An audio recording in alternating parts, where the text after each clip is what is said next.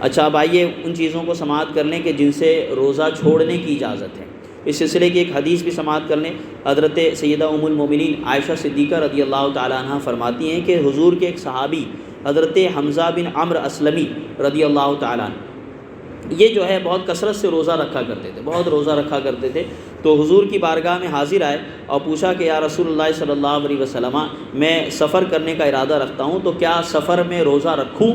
تو حضور نے فرمایا چاہو تو رکھو اور چاہو تو نہ رکھو۔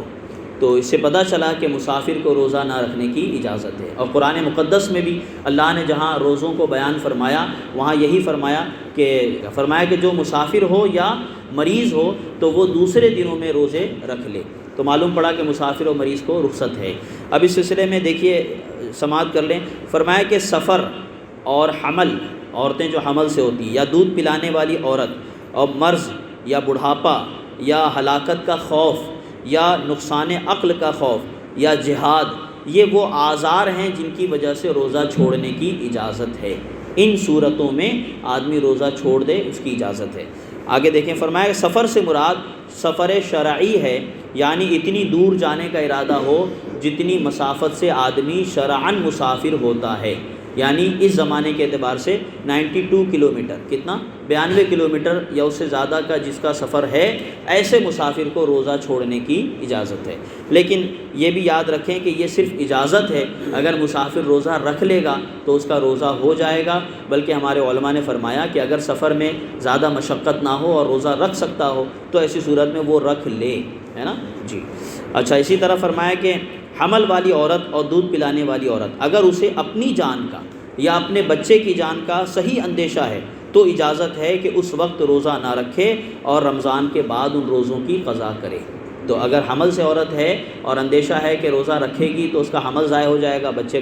کی جان کو خطرہ ہے، یا دودھ پلانے والی عورت ہے اسے خطرہ ہے، اپنی جان کا خطرہ ہے، تو ایسی صورت میں اس کو اجازت ہے۔ لیکن اگر اس طریقے کا کوئی خطرہ نہیں ہے، جیسا کہ آج کل الحمدللہ ساری سہولیات موجود ہوتی ہیں، تو اسے چاہیے کہ روزہ رکھ لیا کرے، ہے نا، کچھ روزے رکھ لیں کچھ روزے چھوڑ دیں جیسے ضرورت محسوس ہو۔ اچھا اسی طرح مریض کے بارے میں فرمایا کہ مریض کو اگر اپنے مرض بڑھ جانے کا یا دیر سے اچھا ہونے کا اندیشہ ہے، گمان غالب ہے، یا اسی طرح کوئی ٹھیک ٹھاک تندرست آدمی ہے اور اسے بھی بیمار ہو جانے کا گمان غالب ہے تو اسے روزہ چھوڑنے کی اجازت ہے۔ اب یاد رکھیں کہ گمان غالب کا مطلب جو ہے وہم نہیں ہوتا، ہم نے خالی سوچ لیا کہ ابھی میں بیمار ہوں اور کل دوا لے کر آیا تھا، رات کھایا، ابھی اتنی طبیعت ٹھیک نہیں لگ رہی ہے، میں نے سوچ لیا چلو نہیں رکھتے ہیں روزہ، ایسا نہیں، بلکہ گمان غالب ہو۔ گمان غالب کس کو کہتے ہیں؟ فرمایا گمان غالب کی 3 صورتیں۔ نمبر 1 یہ کہ ظاہری نشانی پائی جاتی ہو، ظاہری طور پر نشانی پائی جاتی ہو کہ واقعی آدمی اتنا بیمار ہے کہ اگر روزہ رکھ لے گا تو اور بیمار پڑ جائے گا،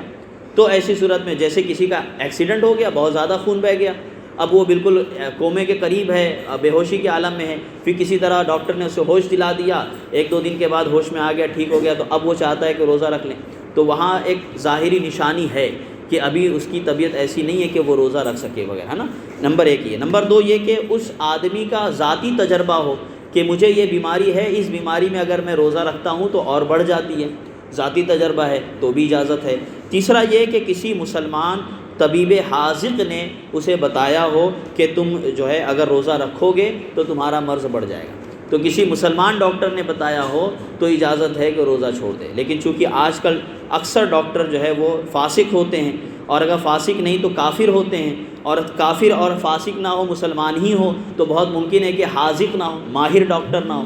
کبھی ایسا بھی ہوتا ہے کہ چھوٹے چھوٹے مرض میں بھی جو ہے وہ کہہ دیتے ہیں کہ روزہ مت رکھو، تو ایسی صورت میں آدمی کو چاہیے کہ وہ اچھے ڈاکٹر سے ہی مشورہ کرے، اور جہاں اسے اپنی طبیعت کا بھی احساس ہوتا ہے کہ میں رکھوں گا تو میرے ساتھ کیا معاملہ ہوگا، تو ان چیزوں کو مد نظر رکھ کے آدمی روزہ چھوڑ سکتا ہے۔ اب آئیے اسی طرح فرمایا کہ جن لوگوں کو کوئی عذر نہیں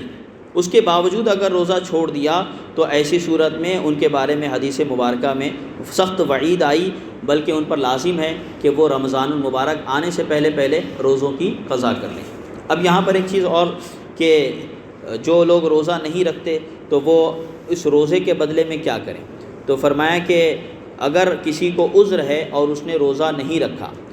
تو ایسی صورت میں حکم یہ ہے کہ اپنے عذر کے بعد، یعنی عذر اگر چلا گیا بیماری ہے یا مسافرت ہے یہ ختم ہو گئی تو اب ان پر لازم ہے کہ وہ روزے کی قضا کریں۔ یہ نہیں ہے کہ روزہ نہیں رکھ سکا تو فدیہ دے دیا اور فدیہ دینے کے بعد جو ہے وہ روزے سے آزادی ہو گئی، ایسا نہیں ہے، بلکہ بیماری سے ٹھیک ہو گئے تو روزے کی قضا کریں۔ اور اگر یہ لوگ روزے کی قضا نہیں کر سکے، اسی بیماری میں انتقال کر گئے، اتنا موقع نہیں ملا کہ قضا کر سکتے، تو اب حکم یہ ہے کہ یہ لوگ جاتے جاتے فدیے کی وصیت کر جائیں۔ اگر انتقال سے قریب ہے تو اپنے فدیے کی وصیت کر جائیں، تو وصیت کریں تو وصیت تہائی مال میں جاری ہوگی، یعنی جتنا مال ہے، ظاہر سی بات ہے کہ ورثہ کا اس میں حق ہے، تو پورے مال کی وصیت نہیں ہو سکتی، تہائی مال کی وصیت ہوگی، اس میں سے فدیہ ادا کیا۔ اور اگر فدیے کی وصیت نہ کریں تو جو ان کے ولی ہیں ان کو واجب نہیں ہے کہ فدیہ ادا کریں، ان کے لیے مستحب ہے، جائز ہے کہ وہ فدیہ ادا کر دیں، ٹھیک ہے نا۔ تو فدیے کی جو مقدار ہے وہ یہ مقدار ہے کہ ایک صدقہ فطر ایک روزے کے بدلے میں۔ ہاں ایک مسئلہ ہے شیخ فانی، ایسا بوڑھا آدمی کہ جو بڑھاپے کی وجہ سے کمزور ہے اور اب اس کے ٹھیک ہونے کا کوئی چانس نہیں ہے، بہت بوڑھا ہو چکا ہے، تو اس کو اجازت ہے کہ وہ اپنی کمزوری اور بڑھاپے کی وجہ سے روزہ نہ رکھے اور ہر روزے کے بدلے ایک فدیہ ادا کرے، یا تو دو وقت ایک مسکین کو پیٹ بھر کے کھانا کھلائے یا ایک مقدار صدقہ فطر کی ادا کرے۔ تو یہ شیخ فانی کا حکم ہے، یعنی جس کے اب ٹھیک ہونے کی کوئی امید نہیں ہے، اب یہ بوڑھا ہو گیا ہے، بہت کمزور ہو گیا ہے، اب وہ ٹھیک نہیں ہو سکتا، تو اس کے لیے حکم یہ ہے، ٹھیک ہے نا۔ تو یہ صورتیں تھیں جو بیان کر دی گئی ہیں، اب اس میں کچھ اور بھی تفصیلات ہیں۔